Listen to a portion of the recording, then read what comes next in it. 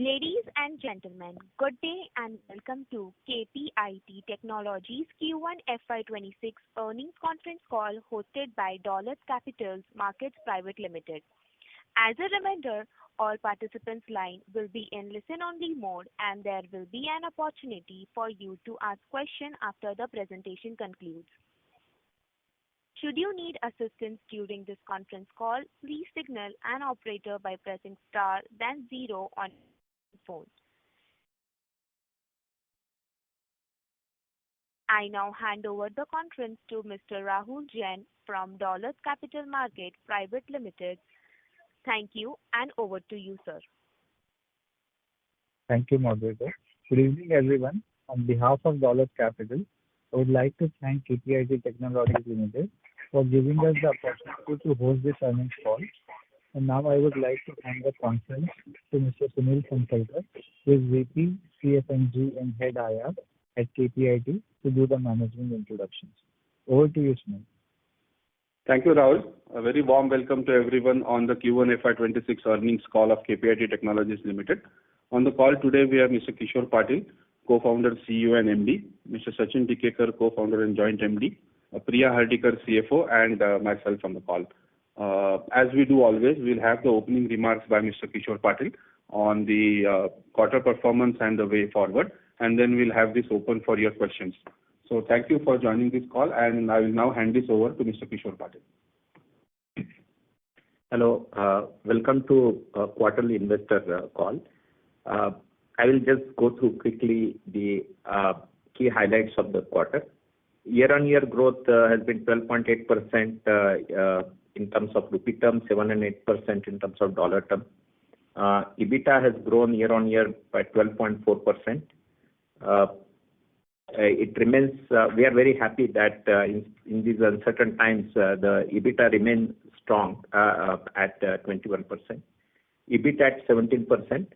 PAT is 171.91%. There is a variance as compared to the last quarter, basically because of the one-time income we had last time. This was because of the Qualcomm investment into Orix, as well as certain 272 million rupees because of the currency changes. The wins during the quarter has been 241 million, which has been across mainly in terms of powertrain and connected area, both across USA and Europe, largely in the pass car, basically in the pass car vertical. In terms of commercial, there is certain drop, and it is very specific to this year ramp down. It happened in a client, which we believe now will go into the growth mode from one quarter down the line. In terms of overall quality of the revenue, fixed price projects have moved from 60 to 62.5%. It is very important because this allows us moving to the business model and which we would like to move into in the future. The headcount has been 12,545 from 12,873 from the last quarter. Pipeline overall, the pipeline remains strong. We believe that based on what we have won and the way the movement of the pipeline is appearing in last few weeks.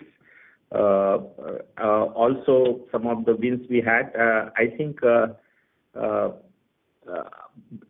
we have this pipeline based on the pass car, but we believe the commercial, there will be off-highway and commercial also the growth which will kick in the next few quarters.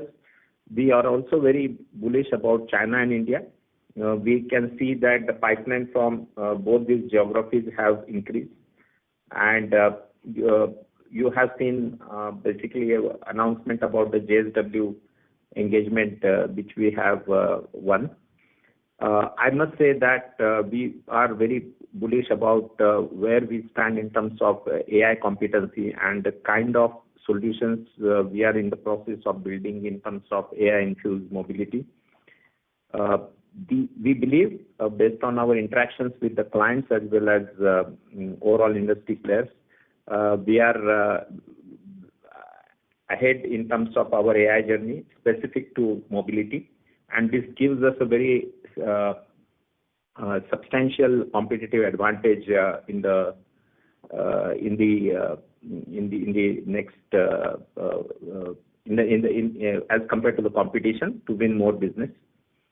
As overall, as you know, the geopolitical issue because of the tariffs and the intense competition between the OEMs and the China competition is still there, but we believe it will be settled down in a quarter. And we believe that the solutions approach is what the clients are looking for to bring the speed and reduction of the cost. We believe that along with our products and platform strategy and these AI-based solutions, we will be in a position to have certain wins, and H2 will be higher than the H1. And as we move into the second half, we will start gaining the growth momentum. This is what I have to say today, and we'll look forward to any questions. Thank you very much. We will now begin the question and answer session. Anyone who wishes to ask a question may press star and one on their touchtone telephone. If you wish to remove yourself from the question queue, you may press star and two. Participants are requested to use handsets while asking a question. Ladies and gentlemen, we will wait for a moment while the question queue assembles. The first question is from the line of Bhavik Mehta from GP Morgan. Please go ahead. Hi, thank you. Just one question, Kishore. You mentioned that you expect the tariff-related uncertainty to settle down in a quarter. Is it based on client conversations that we are getting confidence that things will start improving from 3Q onwards? Yeah, I mean, what we see in the newspapers and overall what you know, and what we talk to governments and understanding, and of course the client, I believe in a quarter or so, I think there will be more certainty. And right now we believe because we have a very strong pipeline, and I think the scale up is not happening because of the uncertainty, or wherever there is a priority, the client is coming to us specifically when they really need a speed, which is required for most of their completion of the program. But that comes at the cost of some kind of a cannibalization also, so of the existing business also. So we believe that as that sets in, I think the spend will start happening, and that is of course based on the client conversation as much as they see it right now. Okay, got it. Thank you. Thank you. The next question is from the line of Karan Uppal from Phillip Capital India. Please go ahead. Yeah, thanks for the opportunity. The first question is on the overall deals. So have you seen any pickup in terms of the projects which were stalled or delayed due to macro uncertainty in last few months? And do you expect Q2 to stabilize, or there could be some additional drop in revenue in Q2? Yeah, that's the first question. I think I will tell you about the environment. We don't talk about quarter to quarter and anything specific. But I think in quarter one as well as quarter two, the way we see is that if you remember, last year we had some one-time income, which I mentioned also at the end of the year last time, and many of that income had gone, but I think it has been compensated by the new wins or some of the start of the projects. So already we see some of that, but I think they are not ramped up to our expectation in quarter one and quarter two. But we do believe that in H2, sometime in the H2, it will start growing. It will start ramping up based on our conversations, as I mentioned, and the growth momentum we will see. Okay. And Girish sir, can you please, mention about the demand trends you are seeing across, various geographical markets like Europe, Asia, and US, and the recent US and Europe as well as US and Japan trade deals. Would that have any, positive impact on the R&D spending that brings some certainty with respect to tariffs on offer? So yeah. Absolutely. I think there are some certainty is getting in, as you talked about Europe, US, and we believe as it settles down, I think the clients, even though there will be an additional cost, I think at least there will be a certain certainty to some extent, and that will probably push. We believe that will push them to really move forward in terms of certain programs and spend.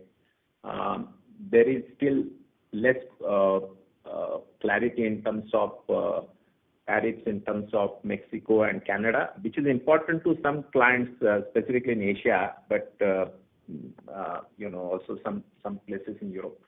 And that is also required, and I hope that also comes in this time. That will further help, but even today's clarity is helping, is what I feel.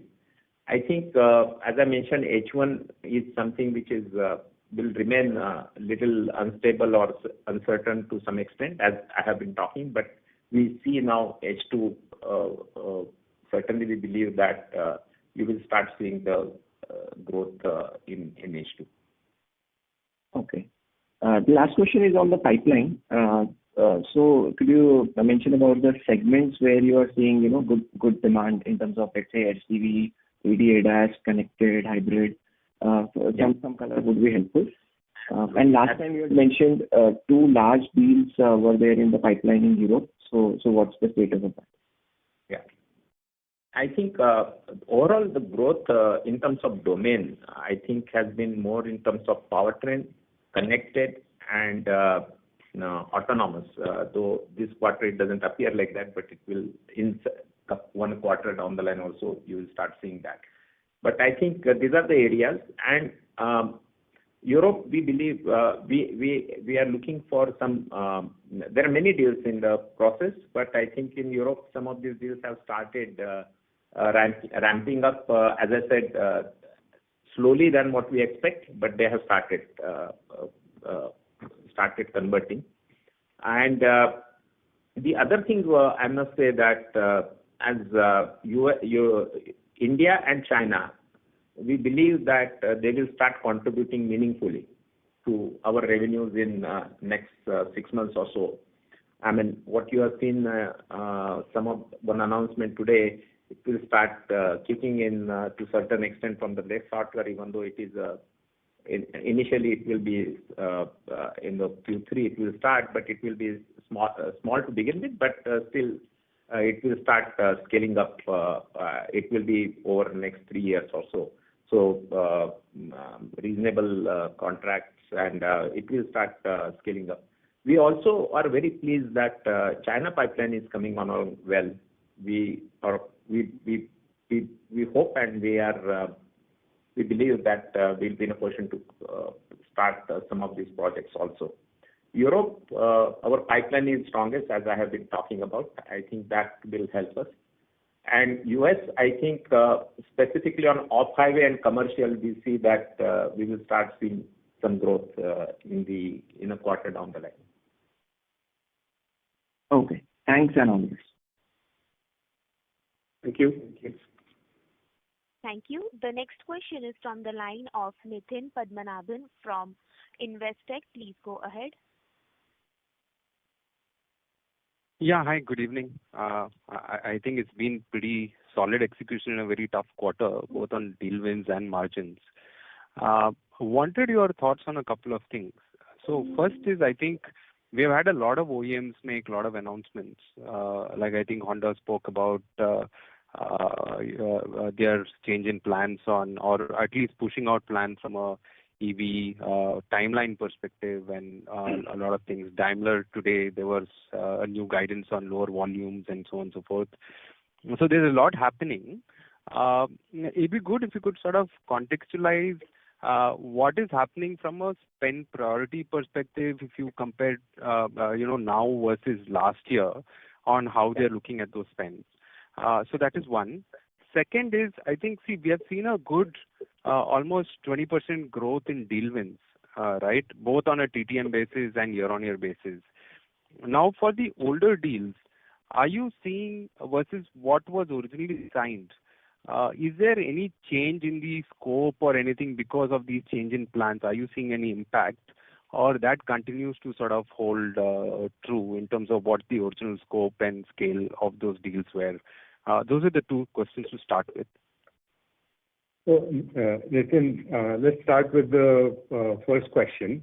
In terms of the spend, obviously there is a lot of prioritization, reprioritization that's been done given the cost pressures that are being faced by all the OEMs across the globe. The basic thinking is they're making investments in the features that make sense and that they have to bring into production immediately in order to remain competitive. There are two specific. I think it's becoming a default that everybody has a smart cockpit or an e-cockpit, and secondly, it has level 2 plus autonomy. I think this has become the number one priority for most OEMs. It has become a default in China, and now it's becoming a default in the Western world as well. So that's one area where everybody's prioritizing their spend. Along with that comes cybersecurity and functional safety. They go hand in hand. That's the second part. But the third most important part is when you are putting these features into production, they require extensive validation. So we are seeing growing demand in terms of validation. These are the areas where the spend is growing. We believe that, as someone mentioned earlier on, the electric powertrain is taking a little bit of a backseat. At least the programs have been pushed out by many OEMs, especially the ones outside of China. However, the hybrids have becoming prominent. And in trucks and off-highway, there is also a talk of ICE, some additional investment into internal combustion engines, right? So we are also seeing some demand coming up there. So those are the areas in terms of technology. In terms of the newer architecture, which was actually for the first generation of SDV, they're all coming to fruition between now and next 1 year or so. And the next architecture was supposed to come into play by 2028. For that, the work would have started by now. That's definitely getting pushed out by a year or two. So these are the kind of changes that we are seeing in terms of preferences and prioritization for the OEMs. What was the second question, Nitin? Sorry, if you could remind me. Yeah, the second question was that our deal wins are up like almost 20% this quarter, even on a trailing 12-month basis. So if you look at the trailing 12-month deal wins, basically it suggests the order book is very solid. Now the question was, on this order book, which needs execution, with all these changes that are happening, does this change the scope and size of those deals in your view because of these reprioritizations and change?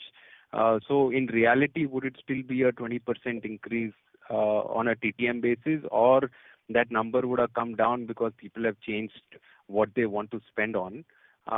Is the question. So from a visibility perspective, is it the same as what the number suggests?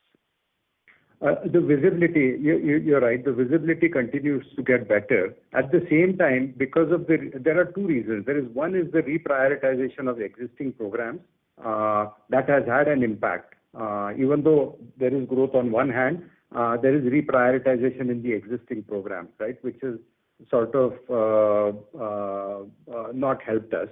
And the second part also, for the existing programs, there is a demand to do them in a more efficient, effective manner in terms of instead of providing the service, providing the solution. That means using more of our tools and accelerators to speed up the program so that they can be launched faster. That means cannibalization in terms of some of our competitors, but at times our own business. So even though you're seeing a lot of growth on one hand, these are the two factors that are sort of dampening that growth to some extent.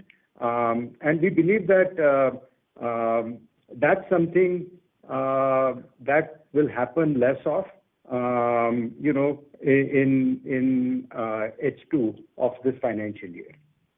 I think one thing I may want to add is if you look at the fixed price projects, they are keep on going up. So we are now at 62.5 from 60%. And this is very important because then we get the flexibility to deliver it in a multiple more efficient manner, etc., and also change certain business models in the days to come. I think that has all helped us to maintain the profitability as well. Got it. That's very helpful. Just one last one, if I can squeeze in. The cannibalization in the business, which you had explained. So we were always known for using tools, accelerators, having pre-built code tested to be error-free. So we were anyways doing it.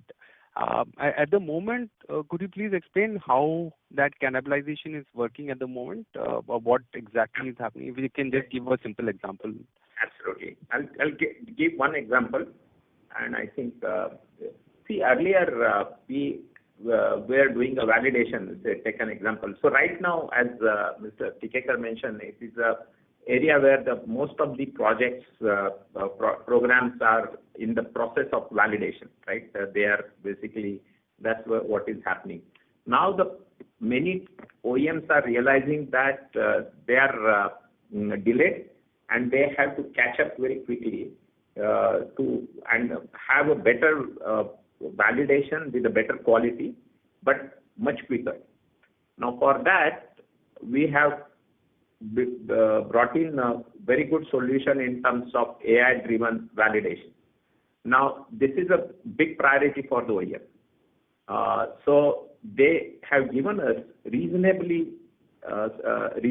size orders, prioritizing over other spend, and we have won such kind of deals. But in that case, because they are not in a position to increase their spend, they have to slow down or cut down spend somewhere else, and that has also impacted us. Did I answer your question? That's very helpful. Yes, absolutely.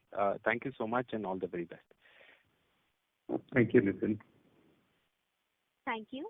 The next question is from the line of Aman Soni from Invest Analytics Advisories LLP. Please go ahead. Hello. Am I audible? Yes, Aman. Can you speak up a little bit? Yes, sir. Good evening, sir, and congrats for the resilient performance despite a tough quarter. The first question is on this new tie-up. As JSW Motors' first new energy vehicle is expected to reach the market in the second half, can we assume that, like you mentioned in the opening remark as well, Q3 we will be starting the execution. So I want to understand, like, what is the size and scope of this contract? That is one. And is there any strategic correlation between KPIT's recent entry into China and securing this partnership? Given that JSW Motors India's operations involve a joint venture with a Chinese automotive company. So that's my first question, sir. We don't like to comment on more details on the client project, but I may say that this is specific to India program, and a lot of work we will be bringing in, what assets we have, and we will be adopting it more for India market. I think that's what it is. This is will be about 3 years kind of a program, and I mean many times the program which we'll undertake is that I cannot talk about the numbers on this specific program. Correct, sir. And secondly, on this sodium-ion battery tech, so considering the formal transfer of this technology to Trenta in February 25, could the management provide an update us on the current progress of commercialization and manufacturing activities? And additionally, does KPIT maintain any transparent visibility or any direct involvement in Trenta's battery production process? I mean, at a high level, I can only say that this is, it will take, I mean, of course, they are making the right investment. They have hired a CEO from Europe and moved him to India. So significant investment in commercialization. In order to go through two stages, because battery is a very intricate kind of technology, it will, and the investments are pretty significant, but they are all committed to that. So if you look at both these things, I think it will take about 2 to 3 years for us to start getting the license revenue.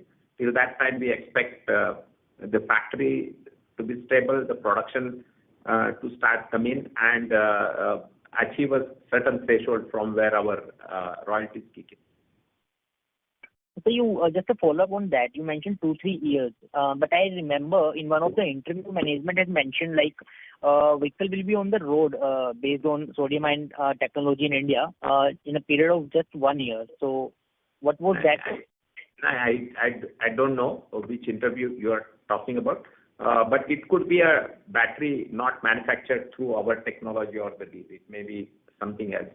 I mean, there are vehicles on the road even with hydrogen, but these are all pilots, and that kind of a thing happened because even with the sodium we have run some vehicles with the pilot production done in Europe, but those will be few of them. Yeah, these are not mass production yet. These are only pilot. Understood. And lastly, on the any update on the Coric side, whether we have made any addition in the terms of new clients?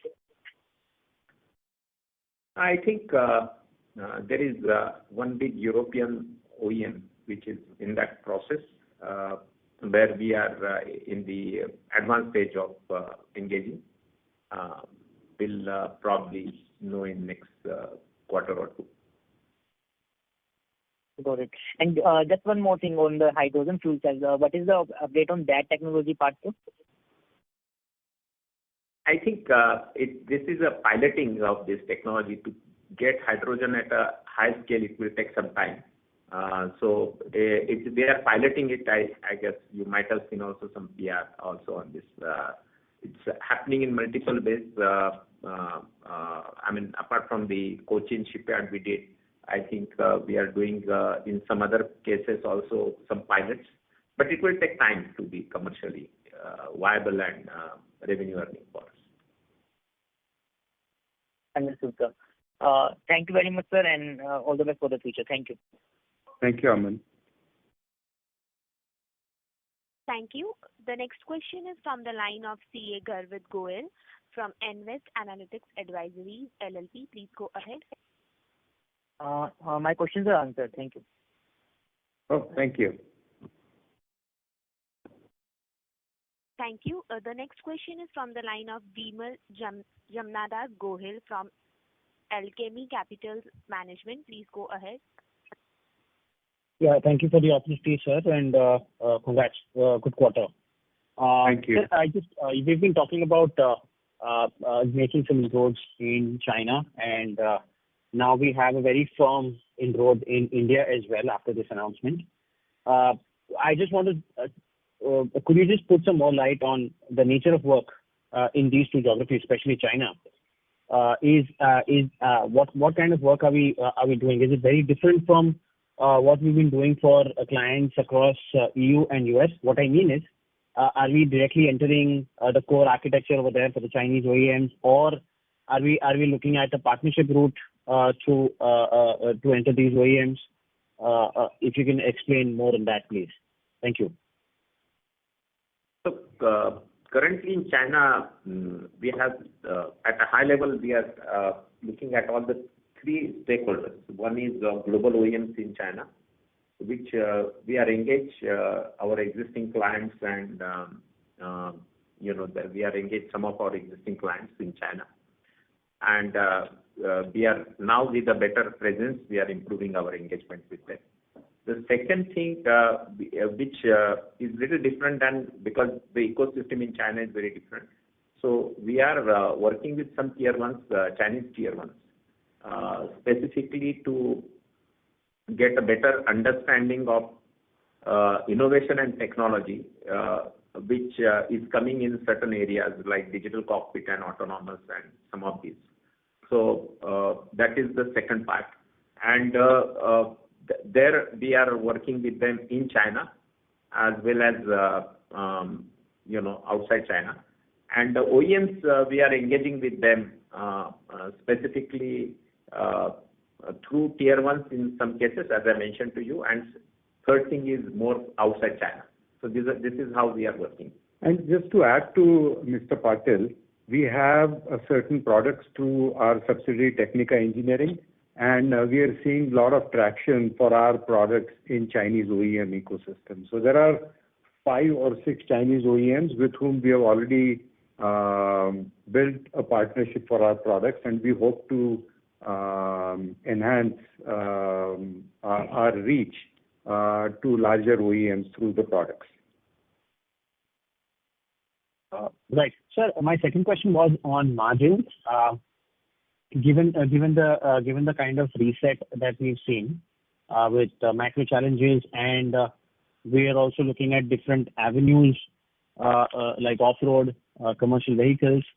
How should we look at margins in light of the fact that we've been fairly confident in the past of expanding margins through offshoring and fungibility of our overall workforce.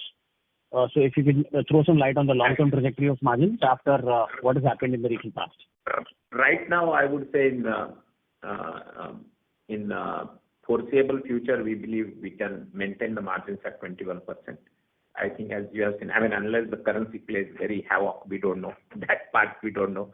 But as long as it is in a reasonable way, we should be in a position to maintain at 21% EBITDA.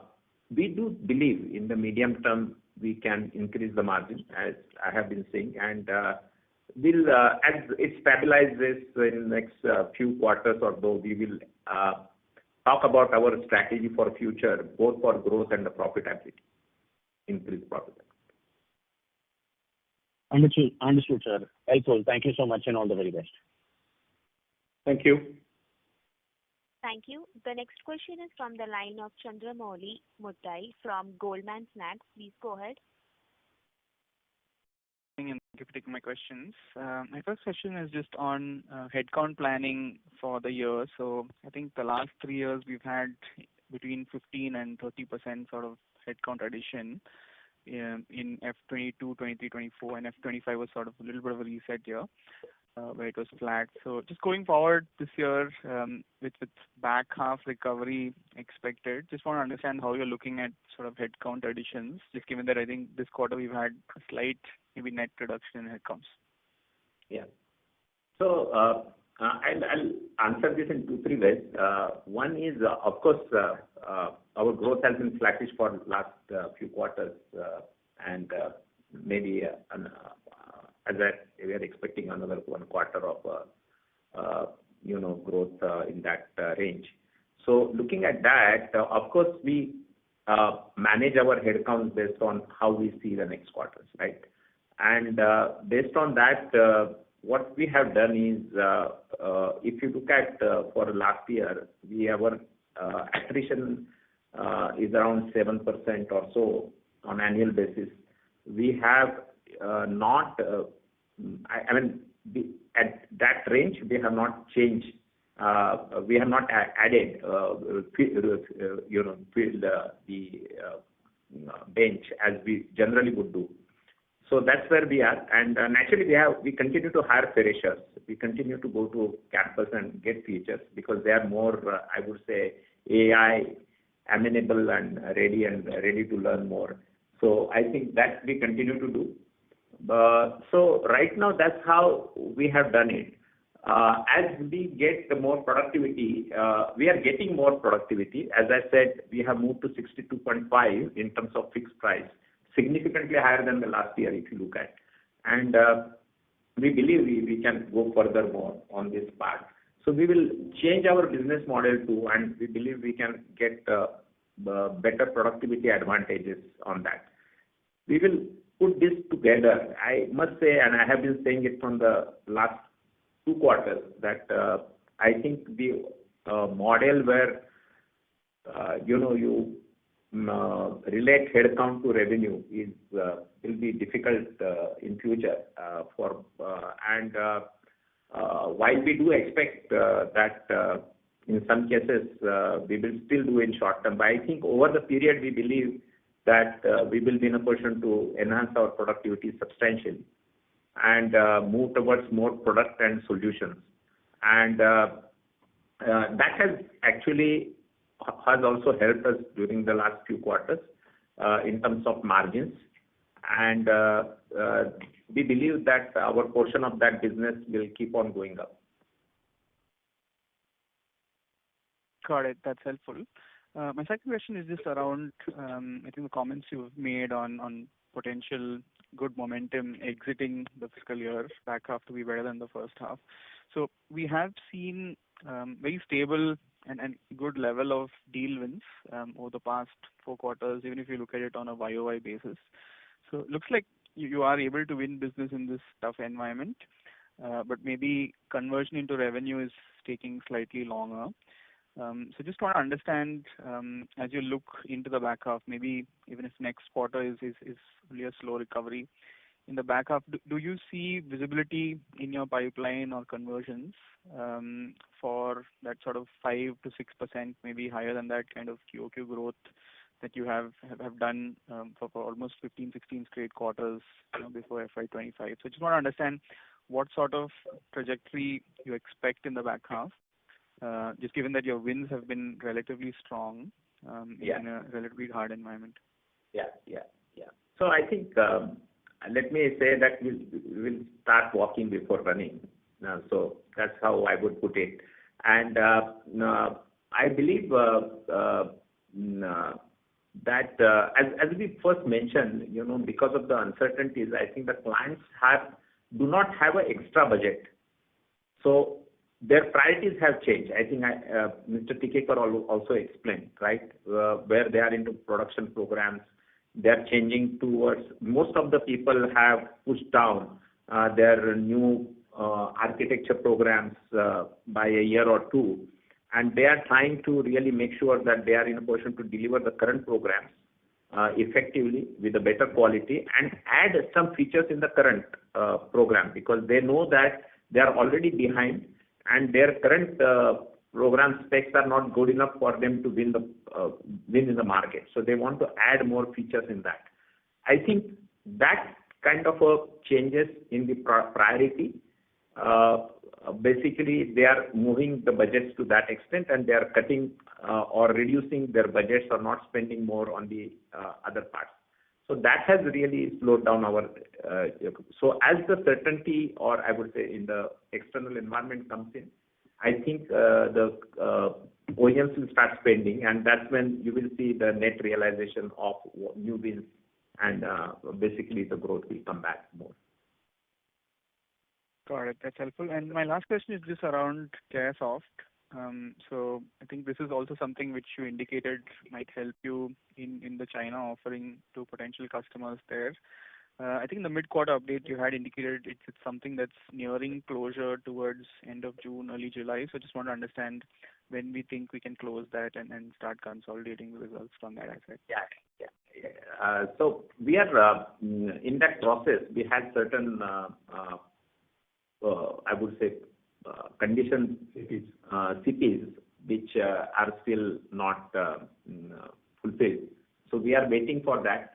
We do hope in this quarter it should happen. It's not happening on the 1st of July. That I can tell you.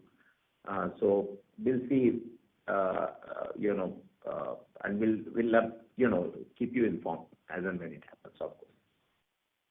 Got it. Thank you very much, and all the best. Thank you, Chandru. Thank you. The next question is from the line of Manik Taneja from Axis Capital. Please go ahead. I thank you for the opportunity. I basically had some clarification questions regards to our segmental margins. If you could talk about what's driving the quarterly volatility when it comes to segmental margins, especially when it comes to the European markets as well as the ROW geography. And the second question is, over the course of last couple of years, the two large events with Asian OEMs contributed to a significant part of our growth through FY23 and 25. And when you spoke last quarter, you were essentially expecting much more broad-based growth in FY26. Given the way things stand and your commentary with regard and the deal closures in India with NG and also your expectations from China, if you could talk about how you're thinking about the broader contours of growth across the three markets. Those would be my two questions. In terms of segmental margins, I think if you look at it, is basically recorded basis the entity financials.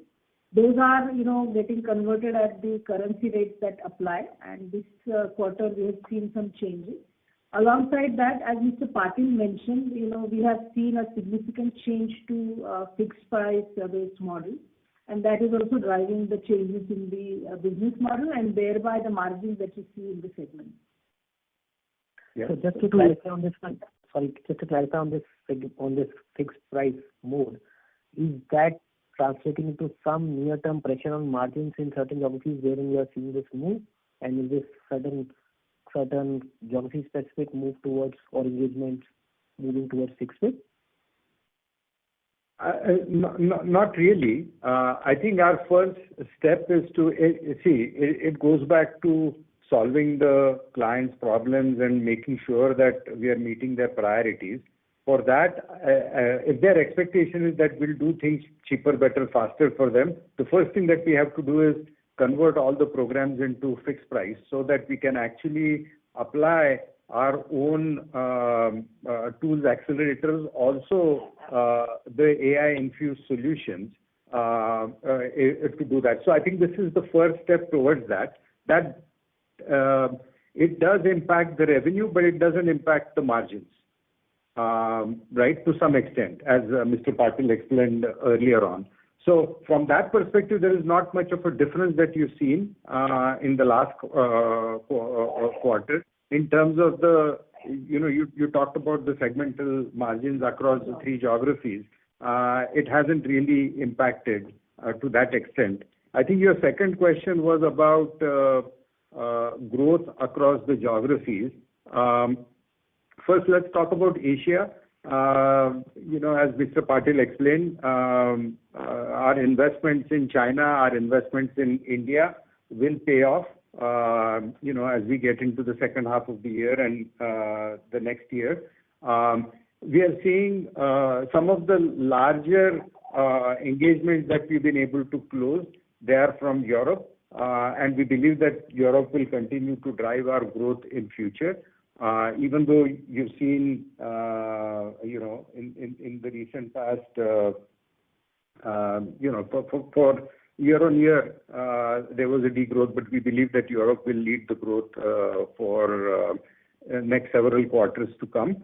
And in the US, as Mr. Patil explained, it's not only the car OEMs that we are working for where we'll see some growth coming, but it will be complemented by the growth that we'll have from off-highway and truck segments. These are early days again in the US. These are all new clients, and we are establishing those relationships at this point in time. But over the next few quarters, we'll be able to see more growth. So net, we see opportunities to grow in all three geographies. The timing of that will be different. But if you take a next 3 to 4 quarter kind of view, we believe that there is potential growth across the three geographies. Sure. Appreciate the color. And the last question, essentially a clarification question with regards to wage hikes for the year. Typically, we tend to do them in the second quarter. Any thoughts on what are you planning? Can you repeat that? What was the part? Sorry, can you repeat that question? So typically, we tend to implement wage hikes in the second quarter. I just wanted to understand how are you thinking about wage hikes for the current year? Yeah. So we are going to do that in a different way. We are basically, as we talked about, our business model and client expectation are changing. So we are looking at all our HR processes, including hiring, training, appraisals, and compensation. And we have also done the complete benchmarking with the new set of talent which we will compete henceforth, not the normal talent which we have been competing with, if at all, in India market. So I think from that perspective, we are realigning ourselves. For example, one example I'm giving you is our variable pay was less percentage as compared to the industry. So we will introduce the variable pay more in line with the market.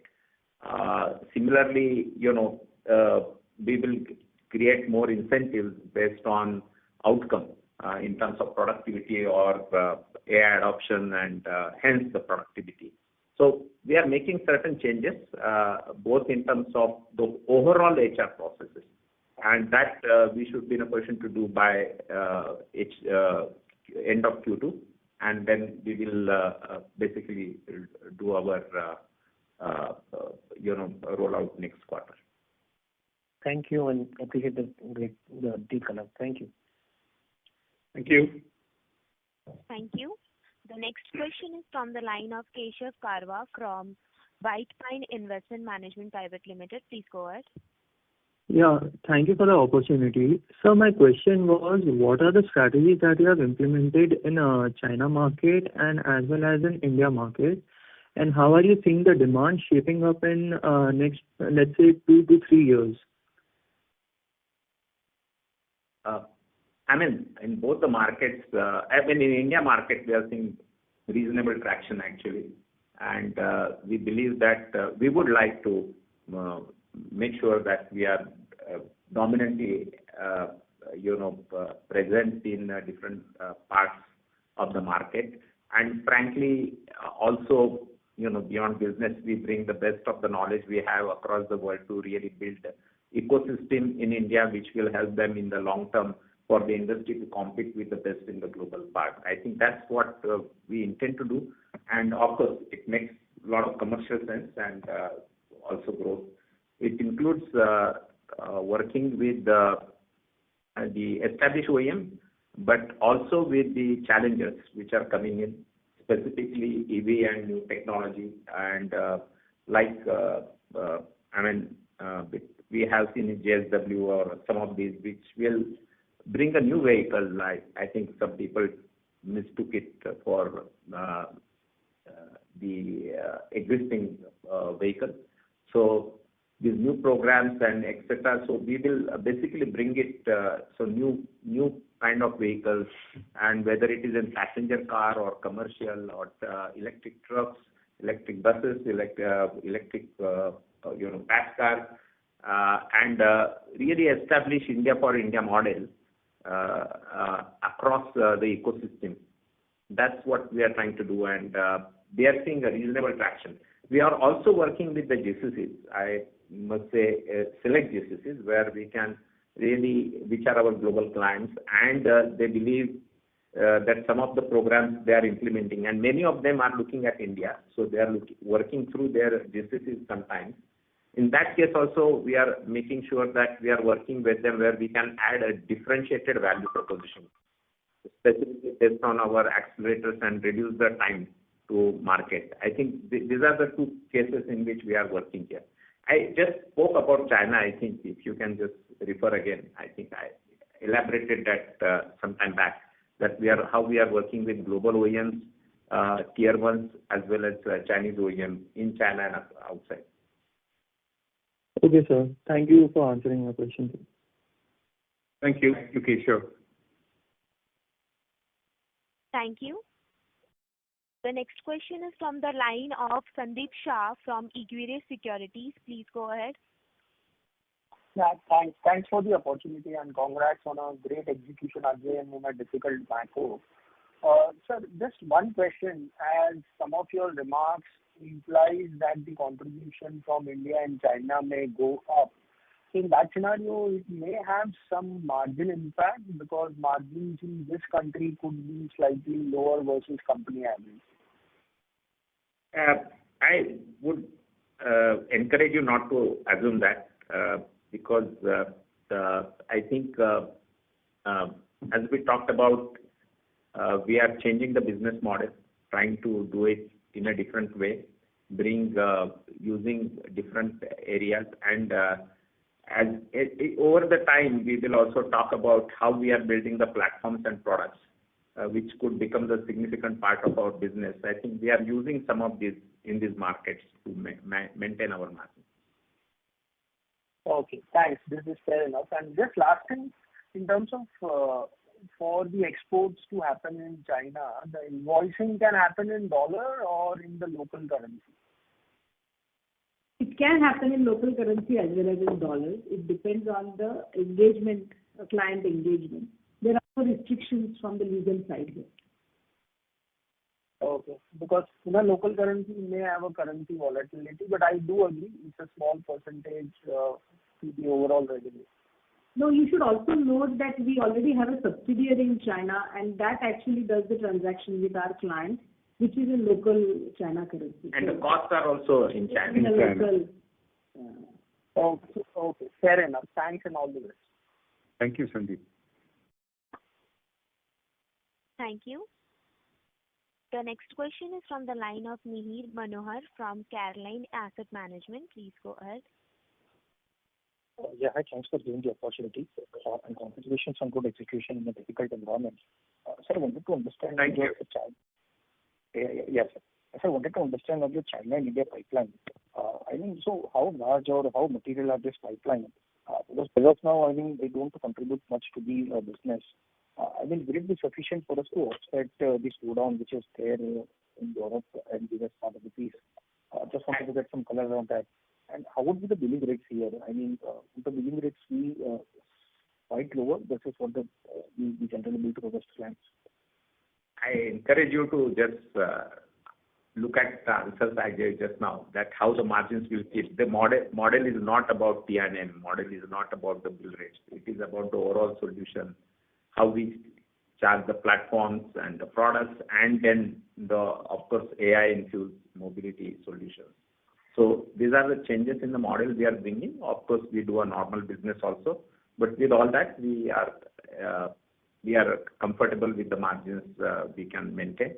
I will not give any specific numbers, but I can tell you that in 2 years, this will be a 3-digit number in terms of revenue, India, China together. Okay, understood. Second question was on the European rules, back-to-back profit cuts, also talks of easing of models. Does it structurally face a challenge for us for the 3 to 5% kind of growth that we as a player and as an industry we used to have? Does it face a challenge to that, or should we see third quarter for us being once again back to the range of 3 to 5% growth that we used to have?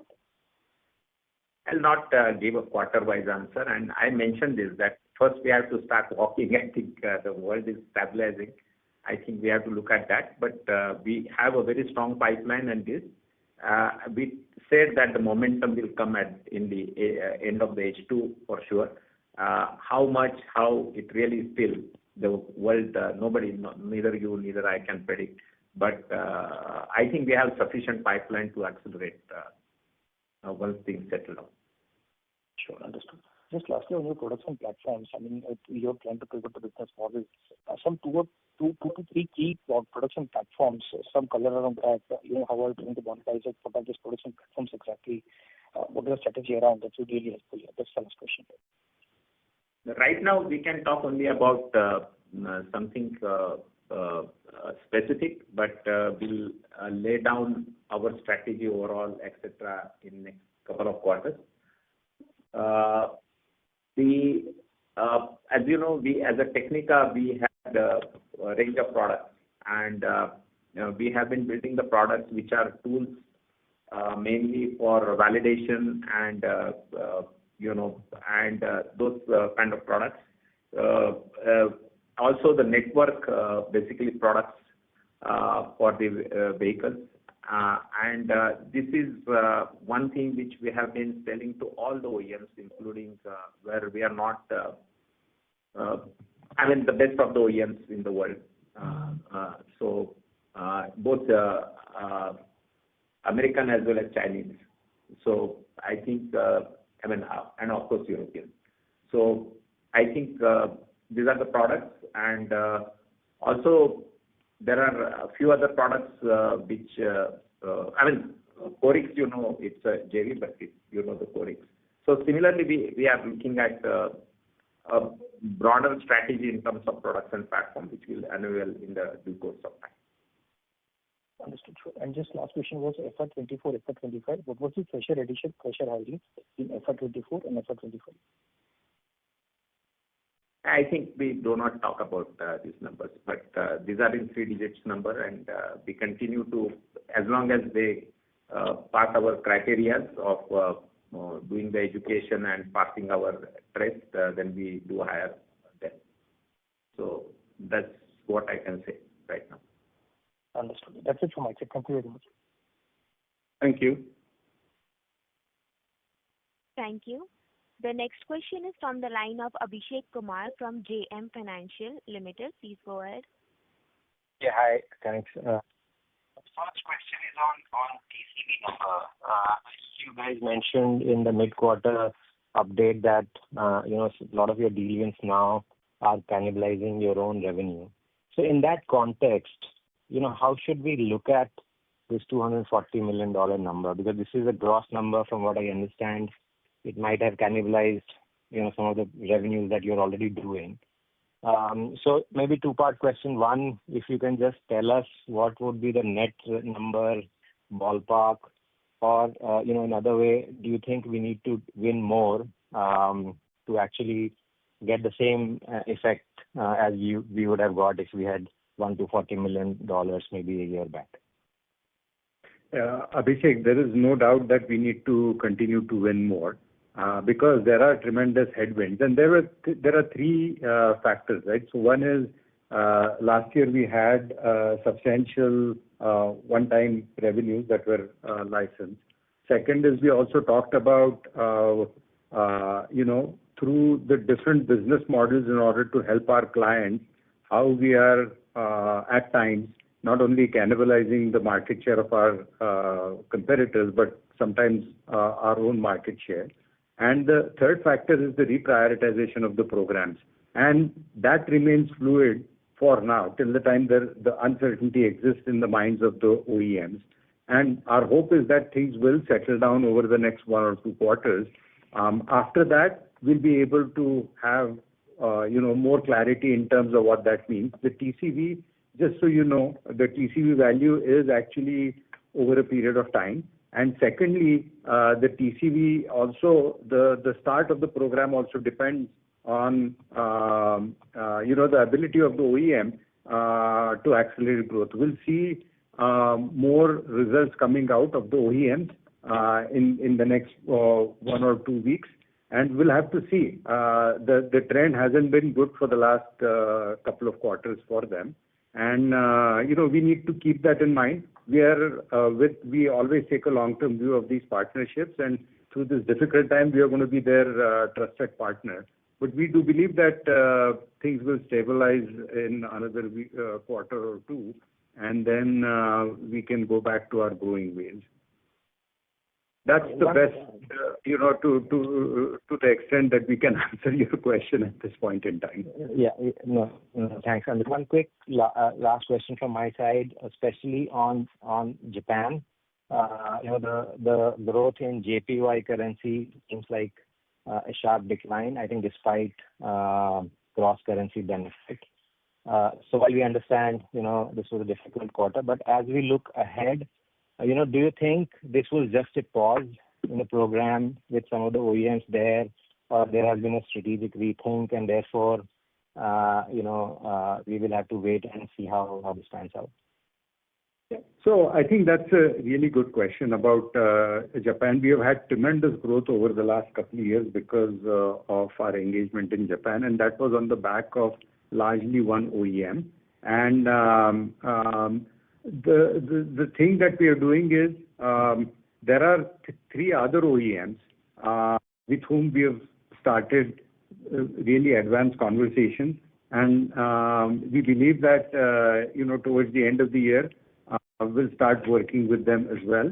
And will have more broad-based growth coming from at least 4 OEMs in Japan by the end of the year.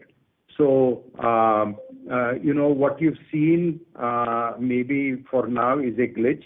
It may continue for another quarter or two, but as we get towards the end of this financial year, we'll have broad-based, consistent growth coming out of Japan. Sure, that's absolutely. Thank you and all the best. Thank you. Thank you. The next question is from the line of Anand Bhaskaran from KCM Wealth Management. Please go ahead. Yeah, good evening. Can you hear me? Yes, Anand. Yes, congrats on the good set of numbers. I just want to know just to get a perspective of the hiring process. Now, I guess you heard like many company owners are basically saying that they will completely change the hiring process from counting the number of employees to actually sourcing focusing on output revenue rather than revenue per employee cut. So what will your company adopt going forward basically? Do you think that you will focus on employee count, or will you look at the gig economy and then say, okay, we will hire employees from time to time and focus on their output instead? So, 2-3 things. Number one, we of course are looking at changing the quality of our employees, which is good, and we are investing quite a lot in training and improving their competencies both in domain as well as on AI side. AI, understanding of AI and having that mindset is very important to us. So we do believe that sometimes of freshers can do a good job. So we continue to hire them. Basically, our criteria of skills and the competency has changed both for freshers as well as lateral. In terms of gig economy, it's not still as much as prevalent in India. We would like to try that, but it really happens more as a subcontractor and some individual players. It's not as matured market in India yet for that. So we can do it in bits and pieces. But I must tell you that in other way, we do believe that interns and freshers are really contributing very well in terms of our AI strategy. So as I mentioned, we are looking at the whole HR process in view of the changes in the technology as well as what the clients are expecting. Okay, so do you see any significant, say, employee count or something? Because you heard many IT companies are, laying off a lot of our employees as well comparatively and probably focusing on more contractual employment license. So you think that in your case also that will be the way going forward? First thing is we are a bit different than IT, and the second thing is we are looking at changing the business model more. And if you see KPIT last 3 years, our revenue per person has increased, and we do hope that the changes will help us to continue to maintain that. Okay. And one last question is, do you have any guidance for the next 2-3 years in terms of revenue growth? I think this is, I had said it, but right now I think we'll come back when we are not talked about this year, and we'll not talk about this year, and we'll come back when we believe the markets are a bit stable. Okay. Thank you. Thank you. Thank you. Ladies and gentlemen, that was the last question for today. I now hand over the conference over to management for closing comments. So thank you everyone for your active participation on the call, and have a great evening ahead. Thank you and bye-bye. Thank you. Thank you. On behalf of Dolat Capital Market Private Limited, that concludes this conference. Thank you for joining us, and you may now disconnect your line.